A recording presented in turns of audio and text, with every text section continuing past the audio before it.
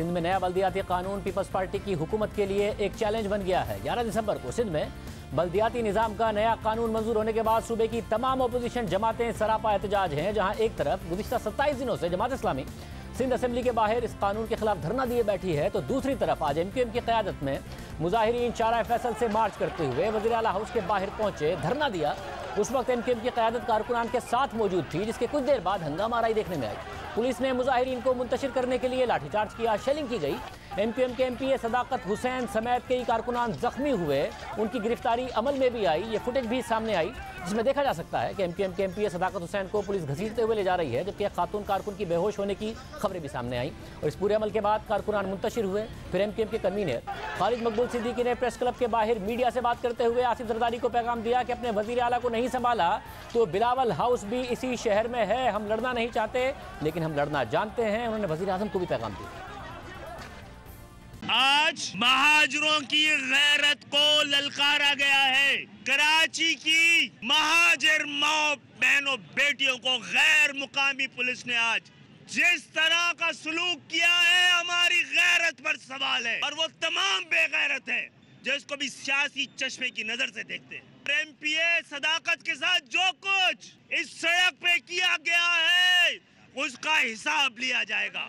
वजीर आजम साहब, आज के दिन आपको फैसला करना है, आप पाकिस्तान तोड़ने वालों के साथ हैं या पाकिस्तान बचाने वालों की कोशिश करने वालों के साथ हैं। आपको यहाँ आना चाहिए। वजीर आजम साहब, अपने इस IG को मुअत्तल करें। जरदारी साहब, अपने वजीर आला को आप पट्टा नहीं डालेंगे तो बिलावल हाउस भी इसी शहर में है। वजीर आला इस्तीफा दे, वरना ये शहर पे उसके लिए दरवाजे बंद कर दिए जाएंगे। अगर इनको फौरी तौर पर आज रात गए तक रहा नहीं किया गया तो वो थाने अपने बारे में खुद फैसला करे। हम सिर्फ पिटे हैं, आज पीटने की जिम्मेदारी ली नहीं है। हम लड़ना नहीं चाहते लेकिन आप जानते हैं कि हम लड़ना जानते हैं। बात गैरत पे आ जाए तो फिर ना लड़ना बेगैरती है। आप कानून हमारी मदद को नहीं आएगा तो फिर क्या कानून हम अपने हाथ में लें? तो सिंध हुकूमत का मौक़िफ़ है कि MQM को प्रेस क्लब जाना था। इंतज़ामिया से यही बातचीत भी हुई थी। वो वज़ीर आला हाउस अपना एहतजाज लेकर आ गए। मुजाहिरीन ने रेड जोन में दाखिल होने की कोशिश की। PSL का आगाज़ हो रहा है और CM हाउस के इतराफ़ होटल में खिलाड़ी ठहरे हुए हैं। ऐसे मकाम पर सिक्योरिटी हाई अलर्ट होती है। इस पूरी सूरत हाल पर हमारे साथ MQM से इस वक्त मौजूद हैं वसीम अख्तर साहब, जो कि सीनियर रहनुमा MQM पाकिस्तान हैं, आज एहतजाज में भी मौजूद थे। और उसके बाद हम पीपल्स पार्टी और सिंध हुकूमत का मौक़िफ़ भी मालूम करेंगे, जमात इस्लामी का मौक़िफ़ भी मालूम करेंगे। वसीम अख्तर साहब, बहुत शुक्रिया। आज एक फुटेज में नज़र आया, आप भी अपने जो कारकुनान हैं उनको रोकते हुए नज़र आ रहे थे। ये बात आगे कैसे बढ़ी, इस पर बात करने से पहले भी आप अस्पताल से आ रहे हैं, इस वक्त क्या सिचुएशन है आपके कारकुनान? देखें, हमारे MPA सदाकत काफ़ी सीरियस कंडीशन में है। एक हमारे एक्स चेयरमैन की आँख ज़ाया हो चुकी है, डायरेक्ट शेल लगा है। एक ख़ातून की गोद में बच्चा था, उसकी हालत भी अच्छी नहीं है, उसको शेल लगा है। बहुत सारे कारकुनान लापता हैं, ख़वातीन भी लापता हैं, मुख्तलिफ़ यूनिट्स की ख़वातीन, UCs की ख़वातीन लापता हैं, इंजर्ड हैं। तो ये तो सिचुएशन है ग्राउंड पे अभी, ठीक है ना। अब शाहजेब, आप अंदाज़ा लगाएं कि ये हुकूमत कोई 14 साल से हुकूमत कर रही है, पीपल्स पार्टी की। गवर्नेंस के जो हालात हैं पूरा पाकिस्तान जानता है, जिस तरह से ये सूबे को गवर्न कर रहे हैं, ठीक है। दिसंबर के फर्स्ट वीक से ये एक्ट आया है। सारी सियासी जमातें, मजहबी जमातें सरापा एहतजाज हैं फॉर दिस काला कानून। इवन के जो ये हैं ट्रेडर्स हैं, चैम्बर ऑफ कॉमर्स, फेडरेशन, ये तक अगेंस्ट बात कर रही हैं कि मजबूत बल्दियाती निज़ाम होना चाहिए।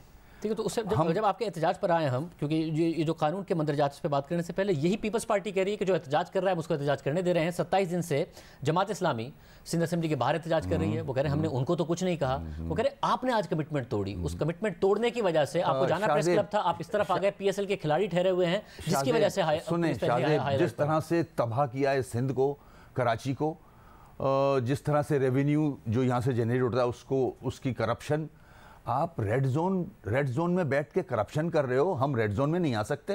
दिस इज कराची, ये हमारी स्ट्रीट है। आपने कमिटमेंट की थी कि प्रेस क्लब जाएंगे। देखें, प्रेस क्लब का भी इरादा था हमारा, मगर पब्लिक चार्ज थी, they are fed up, people are fed up of press conferences, rallies. Public ने वहाँ कहा नहीं, हम सीएम साहब से जाके खुद रिक्वेस्ट करेंगे कि ये मसाइल हल करें, इसलिए अवाम वहाँ की तरफ गई। हम पुरअमन थे, मेरी इंतज़ामिया से बात हो रही थी कि कोई गलत काम नहीं होने देंगे, हम सिर्फ बैठ के एहतजाज करेंगे। कोई सीएम हाउस से बाहर निकल के आता है तो हम उसको अपनी सारी जो भी सिफारिशात हैं, जो भी हमारे इश्यूज़ हैं, वो हम उनको बताएंगे। तो हम तो आराम से बैठे थे। स्टार्ट किसने किया ये तो पता करें, लाठी चार्ज, आंसू गैस किसने किया? वहां पर थे, ये पहली गलती कहां से हुई है मैं ये जानना चाह रहा हूं, क्योंकि दुनिया भर में जब एहतजाज होता है और वो एहतजाज एक डेमोक्रेटिक हक है, मगर कहीं ना कहीं कुछ ग्राउंड रूल्स तय किए जाते हैं कि आप इस एरिया में नहीं आएंगे, इस एरिया में जाएंगे, बिल्कुल तय किए जाते हैं। आपने कहा प्रेस क्लब जाएंगे, मगर आप इस तरफ आ गए, पहली गलती कहां से हुई? Enough is enough. हम बहुत प्रेस कॉन्फ्रेंसेस भी कर चुके हैं, हम रैलीज भी निकाल चुके हैं, प्रेस क्लब भी जा चुके हैं। अवाम की ख्वाहिश थी कि हम सीएम साहब से रिक्वेस्ट करें।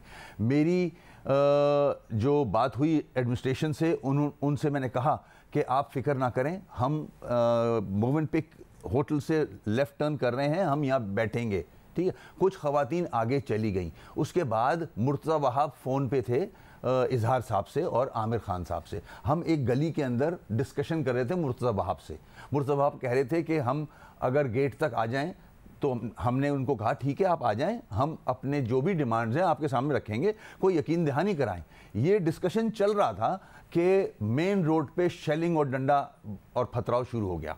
पहल पुलिस ने की, लोग इंजर्ड हुए, भगदड़ मची, आंसू गैस, लोगों के शेल्स लगे, वहाँ से ये शुरू हुआ। हमें तो पता भी नहीं था, हम तो निगोशिएशन कर रहे थे गली में, फ़ोन पे, ओपन फ़ोन पे थे मुर्तज़ा वहाब। मुर्तज़ा वहाब ने तो ऐसी कोई बात नहीं की। हमने उनको बताया भी कि आंसू गैस की गन्स लेके ये लोग जा रहे हैं पुलिस वाले, तो उन्होंने कहा कि नहीं, नो प्रॉब्लम, हम बातचीत कर रहे हैं। मैंने भी उनको कहा कि आप बाहर आएँ, हमारी जो भी रिक्वेस्ट हैं उनको देखें और यकीन दहानी कराएं मीडिया के सामने। तो हम कोई सारी ज़िंदगी बैठने नहीं आए, आप यकीन दहानी करा दोगे हम चले जाएंगे। मगर in the mean time police ने एक्शन लिया। हमारी डिमांड है, खालिद भाई ने डिमांड की है, आईजी शुड बी रिमूव्ड, कि आईजी 24 घंटे का अल्टीमेटम है, ये आपके कारकुनान की रिहाई के लिए है या आईजी को हटाने के लिए है? आईजी को हटाने की डिमांड तो वज़ीर आज़म से की है। वज़ीर आज़म से की है। हमारे लोग रहा किए जाएं, हमारी ख़वातीन कहाँ हैं, उनको कहाँ रखा हुआ है, उनको घर भेजा जाए जब तक सब रिलीज़ नहीं होते। इसलिए 24 आवर्स की अल्टीमेटम दिया है, वरना हम हर इलाके में मौजूद हैं और हम फिर सीएम हाउस आएंगे अगर हमारी इस डिमांड्स को पूरा नहीं किया गया। मतलब पीपल्स पार्टी का मौक़िफ़ ये है कि अगर सिर्फ एहतजाज करना होता बल्दियाती कानून के हवाले से, तो वो जमात इस्लामी भी कर रही है, मगर एमक्यूएम चाहती थी कि उनको इस किस्म के ऑप्टिक्स मिले, टीवी पे इस किस्म की कवरेज मिले, और वो पूरा का पूरा एक इशू बनाना चाहते थे, जो कि बनाने में कामयाब ये उनकी सोच हो सकती है। आप जानते हो उनका किस तरह से वर्किंग होती है, किस तरह से उनकी सियासत है। हमने उनको सारी जो अमेंडमेंट्स हैं, जो हम चाहते थे जिस तरह से ये निज़ाम आगे बढ़े, हमने उनको लिख के दिया है कि ये अमेंड। हाँ, आपसे डायलॉग हो रहा था या नहीं हो रहा था? देखें, उससे पहले तो असेंबली के अंदर हमारे एमपी मिलते हैं ना, बात करते हैं। हमने उनको सजेशंस बना के दिए थे कि अमेंडमेंट्स इस किस्म की होनी चाहिए, एक मजबूत बल्दियाती निज़ाम होना चाहिए, इंगेज करना चाहिए था आपको। सारी सियासी जमातें मजाक तो नहीं कर रही, जमात इस्लामी भी बैठी वही बात कर रही है कि बल्दिया मजबूत हो। तो आपको चाहिए कि स्टेक होल्डर्स को लेके बैठें, बातचीत करें, ना कि आपको इस एज तक ले जाएं कि हमने रैलीज निकाली, प्रेस कॉन्फ्रेंस की, कोई जवाब नहीं आया, तो जाहिर है हम फिर एहतजाज तो करेंगे। और फिर ऑन द टॉप कि आप कर क्या रहे हो पूरे सिंध में? टंडवाला यार में हमारा एक आदमी मार दिया आपने, और उस पर फिर फुटेज आपने भी देखी कि वहाँ का इनका जो मिलिटेंट विंग का जो चीफ है वो उस कातिल के साथ बैठ के वीडियोज बना रहा है, इश्तियाल फैला रहा है। मतलब किस तरह से चलेगा मामला? वज़ीर आला सिंध ने कहा है कि इसका नोटिस लिया गया है, कुछ पुलिस अफसरान को हटाने की भी खबरें सामने आई है, उसके हवाले से सिंध हुकूमत कह रही है कि हम कोई कार्रवाई करेंगे। तो एज ऑफ नाउ आपकी ये डिमांड है आपके कारकुनान छोड़े जाएं, या साथ में है कि 24 घंटे के अंदर अंदर आईजी को बैठाया जाए? आईजी को हटाया जाए, कारकुनान छोड़े जाएं, खवातीन कहाँ हैं उनको रिलीज़ किया जाए। मतलब मजाक बनाया हुआ है, इस शहर का मजाक बनाया है, पूरे सूबे का मजाक बनाया हुआ है। आप रेड जोन की बात करते हो, रेड जोन में बैठ के आप करप्शन तो कर लो, एहतजाज करने कोई ना आए वहां। कह रहे पीएसएल होने वाला है, हाई सिक्योरिटी अलर्ट होगा। पीएसएल के डायरेक्शन चेंज करते हैं, आप दूसरी सड़कें भी जाती हैं। तो बराबर में होटल में रुके हुए लोग नहीं, वहां नहीं रुके हुए, दूसरे होटल में रुके हुए हैं, जो मुझे बताया एडमिनिस्ट्रेशन ने। नहीं, मोवेंपिक में नहीं बताया उन्होंने मैरियट का बताया मुझे। तो मैरियट ये कहा गया कि मैरियट में रुके, मैरियट का बताया, एडमिनिस्ट्रेशन ने बताया मुझे। कि मैरियट में रुके हुए। मैंने बोला फिर मैरियट से तो सड़क जाती है, हम तो अपनी डिमांड्स लेके यहाँ बैठे हैं। और इनको पता अलग रास्ता मौजूद है, क्योंकि सिंध हुकूमत का मौक़िफ़ सामने आया कि पीएसएल की टीम भी है, जिसकी वजह से ये हाईलाइट किया हुआ था। मगर आप कह रहे हैं कि आपको बताया कि मेरिट में रुकी हुई है, तहकीक करवा लें, हो सकता है मुझे गलत बयानी की हो। मैं मौका भी मालूम कर लेता हूँ। तो अभी तक सिंध हुकूमत ने राब्ता किया है, क्योंकि आपने 24 घंटे के अंदर कोई राब्ता नहीं किया, सिंध हुकूमत की तरफ से कोई राब्ता नहीं किया गया। और 24 घंटे के बाद आपका लाएमल दोबारा एहतजाज का होगा, और क्योंकि बिलावल हाउस का भी कह रहे हैं वो, और वो उस वक्त डिसाइड करते हैं हम कि अगर ये रिलीज़ नहीं करते, आईजी के ऊपर एक्शन नहीं होता, उसके बाद फिर राब्ता कमेटी बैठ के डिसाइड करेगी, हम लाएमल बनाएंगे। हम यौम स्याह कल अनाउंस कर दिया है हमने ट्रेडर से भी कहा है कि हमारा साथ दें इसमें। कराची की ख़वातीन पे डंडा बरसाया गया है, और वो डंडा जो हमारे पैसों से ही आया है, वो शेल्स जो हमारे पैसों से, हमारे टैक्स के पैसों से, सीएम की तनख्वाह भी कराची के टैक्स के पैसे से ही मिलती है, इनकी अयाशियाँ भी कराची के टैक्स के पैसों से होती हैं। फिर वो कहते हैं कि आप एक बाकायदा तौर पर ऑप्टिक्स क्रिएट करना चाहते थे, क्योंकि अगर आप कह रहे हैं ना आपने एहतजाज करना होता तो महंगाई के ऊपर, मुख्तलिफ चीज़ों के, वो कहते हैं जब हमारे साथ इत्तेहादी थे तो बात पे एहतजाज करते थे, अलग हो जाते थे। ये हुकूमत के खिलाफ कोई एहतजाज नहीं करते हैं, उनके व्यूज़ है। हम चाहते हैं एक बल्दियाती मजबूत निज़ाम हो। अच्छा, अगर मैं गलत कर रहा हूं तो बाकी जो सियासी जमातें हैं, जो ट्रेडर्स हैं, वो भी तो उसी के फेवर में हैं कि एक मजबूत बल्दियाती निज़ाम होना चाहिए। मैं अगर सियासत कर रहा हूं तो what about Jamaat Islami, what about other parties, वो भी तो ये कह रहे हैं। मुझे ये जरूर बता दीजिएगा, वैसे आपको सिंध हुकूमत में किसने कहा था? क्योंकि हमारी इत्तलात के मुताबिक मूविंग पिक में ठहरे हुए पीएसएल के खिलाड़ी। नहीं, सिंध हुकूमत, मुझे एक पुलिस ऑफिसर था, उसने कहा था कि मैरियट में ठहरे हुए। मैंने बोला मैरियट का रास्ता तो डायरेक्ट जाता है आराम से। हालांकि आम नॉलेज है कि वो मूविंग पिक में ठहरे हुए, बट पुलिस ऑफिसर ने कहा आपसे, तो आपने कहा फिर हम आगे बढ़ रहे हैं। हाँ, नहीं, आगे तो बढ़ चुके थे, बाद में ये डिस्कशन में आया कि आप यहाँ आके बैठ गए हैं, खिलाड़ी ठहरे हुए हैं। मैंने बोला खिलाड़ी कहाँ ठहरे हुए हैं? उन्होंने बोला मैरियट में ठहरे हुए हैं। मैंने बोला बाबा, तो मैरियट का तो रास्ता कहीं और से जाता है।